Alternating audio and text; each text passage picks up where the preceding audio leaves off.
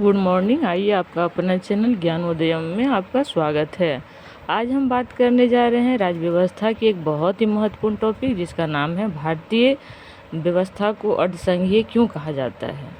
यह दूसरे शब्दों में कहें तो क्या भारत पूर्ण संघ नहीं है। इन्हीं मुद्दों को हम देखेंगे कि आखिर अर्धसंघीय क्यों कहा जाता है, और समय रहा तो मैं इसके अलावा और चुनौतियों को भी डिस्कस कर दूंगी। अन्यथा आज सिर्फ ये बताने का प्रयास करूंगी भारतीय राज्य व्यवस्था को अर्धसंघीय क्यों कहा जाता है। भारतीय संघीय व्यवस्था को अर्धसंघीय प्रणाली कहा जाता है क्योंकि इसमें संघात्मक और एकात्मक दोनों शासन प्रणाली के लक्षण दिखाई देते हैं। ये शासन प्रणाली कई कारणों से अर्धसंघीय कही जाती है, जैसे पहला, एकल संविधान। भारत में संघ और राज्यों के लिए एक समान संविधान है। एक ही संविधान में दोनों स्तरों के शासन के लिए स्वतंत्र और अधिकारों का विवरण किया गया है। राज्यों का अलग संविधान नहीं है। दूसरा पॉइंट कह रहा है कि केंद्रीय सरकार की मजबूती। भारतीय संविधान में केंद्रीय सरकार को कई महत्वपूर्ण क्षेत्रों में प्राथमिकता दी गई है, बल्कि स्थानीय और केंद्रीय कानून पर विरोध होने पर केंद्रीय कानून को प्राथमिकता दी जाती है। संघ सूची में राज्य सूची की तुलना में अधिक विषयों का उल्लेख किया गया और अवशिष्ट विषयों पर कानून बनाने की शक्ति भी संघ सरकार में ही निहित है। तीसरा है राज्यपाल की नियुक्ति।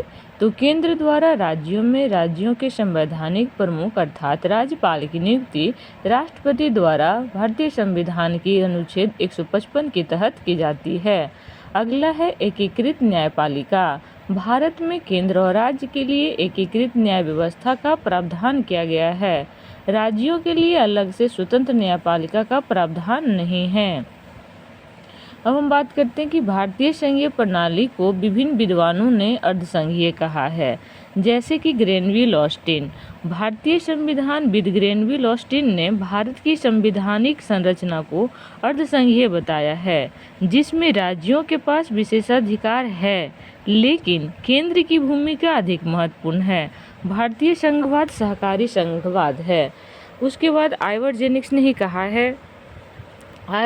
ने कहा, इन्होंने कहा कि भारतीय संघवाद को एक मजबूत केंद्रीकरण की प्रवृत्ति वाला संघ बताया है। उनके अनुसार राष्ट्रीय एकता और विकास को भारतीय संविधान के साथ अद्वितीय सुरक्षा उपायों के लिए लागू करना मुख्य रूप से संघीय है।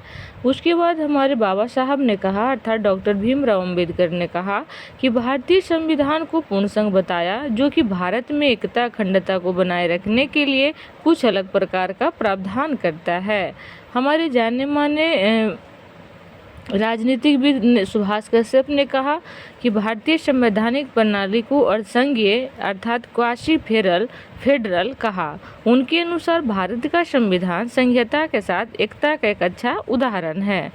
अब इसके बारे में ये तो कुछ विद्वानों का और कुछ पॉइंट्स थे जो हमने डिस्कस किया। अब इस मत पर सर्वोच्च न्यायालय का क्या निर्णय है उसे हम देखने का प्रयास करते हैं।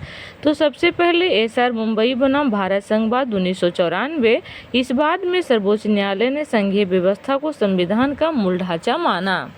दूसरा है सत्यपाल बनाम पंजाब राज्य 1969। इस बाद में सर्वोच्च न्यायालय ने भारतीय संविधान को संघात्मक या एकात्मक की तुलना में अर्धसंघीय माना। तो उपर्युक्त दिए गए कथनों और विचारों तथ्यों से यह प्रतीत होता है कि भारत का संविधान अर्धसंघीय है, परंतु भारत के संविधान में एकात्मकता और संघवाद के लक्षणों को इस प्रकार शामिल किया गया है जो कि भारत में एकता अखंडता को बनाए रखने के लिए आवश्यक है। कुछ विद्वानों के अनुसार भारत का संघवाद अपने प्रकार का संघवाद है। अब हम बात करते हैं कि संघीय प्रणाली का लाभ क्या है। तो इसके लाभ है राष्ट्रीय एकीकरण, सहयोग और समन्वय, एकल बाजार अर्थव्यवस्था, राज्य विवादों का समाधान, आपातकाल। जबकि चुनौतियों की बात करें तो उसमें आता है केंद्र द्वारा शक्ति का अधिक प्रयोग, राज्यपाल का पद और क्षेत्रवाद। तो इन्हीं चंद मुद्दों के साथ आज का ये टॉपिक मेरा समाप्त होता है। जय हिंद, जय भारत।